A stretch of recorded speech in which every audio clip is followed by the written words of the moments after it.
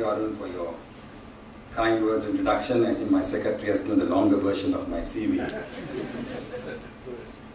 Let me at the outset congratulate the winners of this competition. You've done well to be here tonight. And let me also take this opportunity to enthuse the non-winners who are here tonight. You have embarked on an important journey. You have commenced an important learning process, and that is to encounter a situation, sense the key elements of that situation, and to capture the quintessence, the reality of that situation, and then to present that reality in comprehensive terms. So, well done, non-winners as well.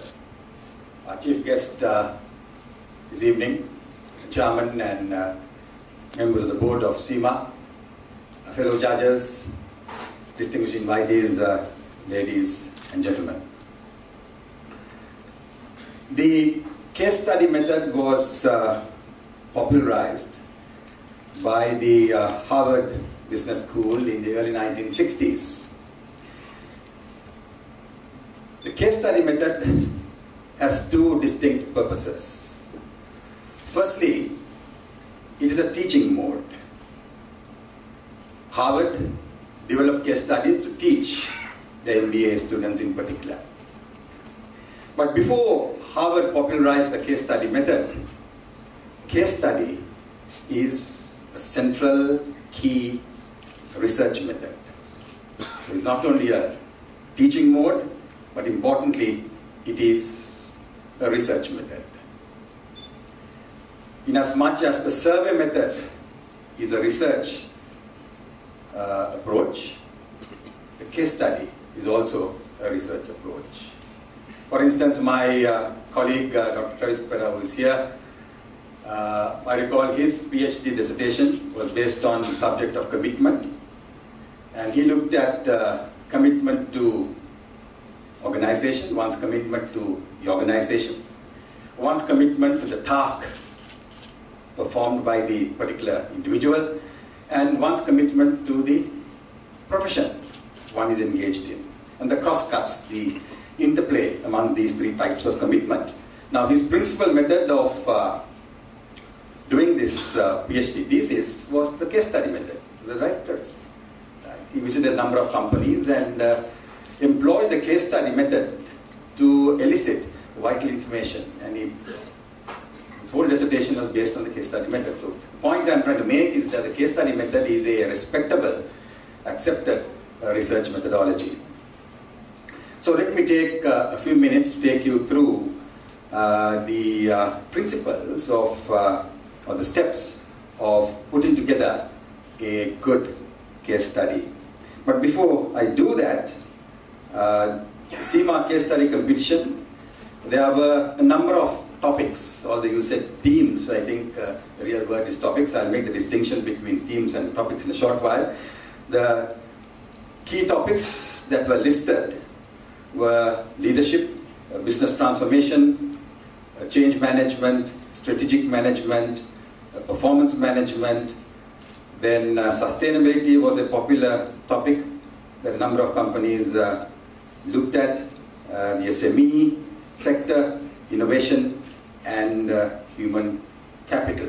So these are the basic topics around which case studies were developed by the participants of this competition.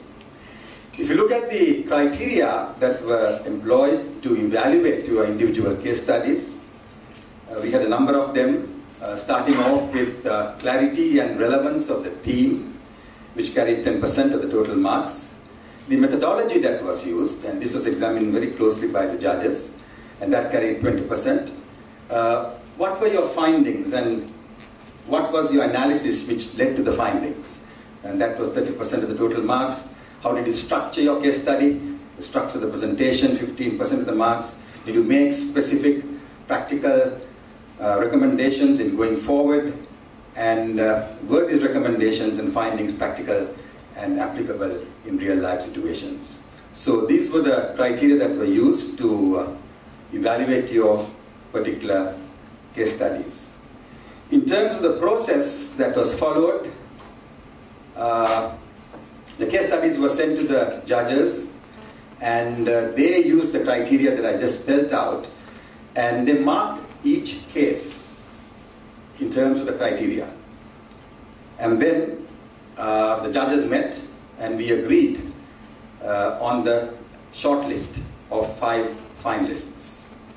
And then we had interviews where these 5 companies presented their case studies, and we had a viva to validate some of the things that they had mentioned in the case studies, Q&A session, which was very productive, I thought. And then we selected the winners, the 3 winners and the winner tonight. I must also comment that the whole process was robust and objective. If a particular judge had a particular interest in a particular company, then he moved out of the judging process insofar as that company was concerned. So it was impartial and objective. Now, what is a case study? I would like to define a case study as a good story that is well constructed and well told. A good story, well made, well constructed, and well told. And this is my simple definition of a good case study. A good story is underpinned by an intriguing plot. So when you write a case study, you must have a plot that's compelling, that's intriguing, that's interesting. Well made, well constructed, you must have a clear structure in place when you develop the case study. And well told, you must have a clear, compelling narrative. So 3 basic elements of a good case study: an interesting plot, well structured, and a clear, compelling, interesting narrative.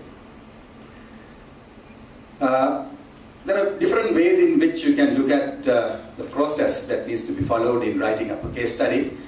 And this morning, when I looked at what I had to do tonight, I came up with 7 steps to a case study. And I will very quickly take you through these 7 steps, which I think would help you to understand how best you can develop a case study. But let me illustrate the 7 steps by referring to a case study that I reread the day before night. And this case study is about the wine industry in the US. Case study that was developed in the late 1990s. It was observed that the wine market in the US was shrinking. The beer market was expanding and the hard liquor market was expanding, but the wine market was shrinking.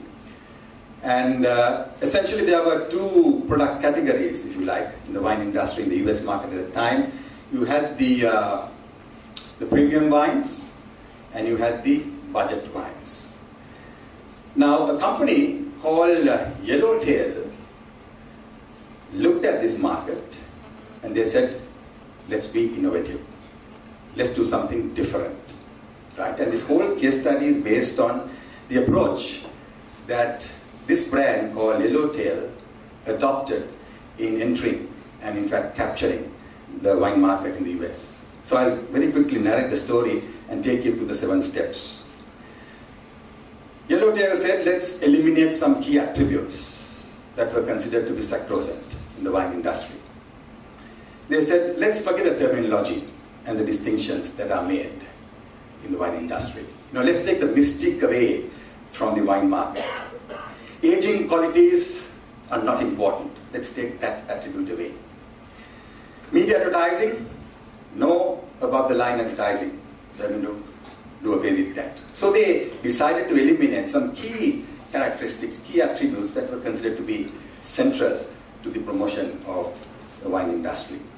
Then they said, let us reduce the importance of some of the other attributes. And what were they? Wine complexity. Let's make this whole thing simple. Let's take away the complexity that prevailed in the wine industry. Wine range, let's narrow it. The range is too broad. Let's narrow the wine range. And this whole question about, from where the wine comes and the prestige, it doesn't really matter. And they created a new certain attributes. And what were they? Easy drinking, ease of drinking, and that was introduced into the wine market. Ease of selection, another very important thing that was introduced. And the whole mood that was created around Yellowtail, fun and adventure.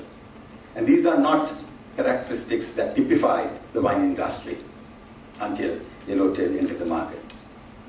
And they raised the price. It was over the price of budget wines, but obviously less than the premium wines. Now that is the essential story that that I read day before night, as I said. Now let's go through the 7 steps in terms of this little case study. The first thing that you must focus on when you write a case study is to be absolutely clear about this. What is it about? You must know what the case study is about. And I'm sure the judges